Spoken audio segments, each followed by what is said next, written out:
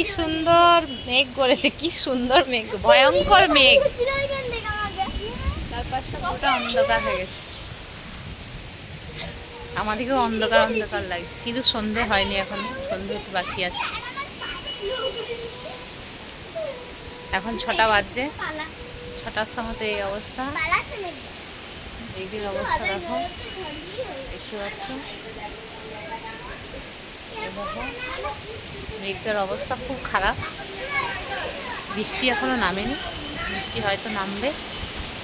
তো আমরা এখন ছাদে এসে দাঁড়িয়েছি সবাই, এই যে অনুষ্কার দিদি, আমি, মা, সবাই মিলে দাঁড়িয়ে আছি। গাছপালার অবস্থা পুরোটাই অন্ধকার।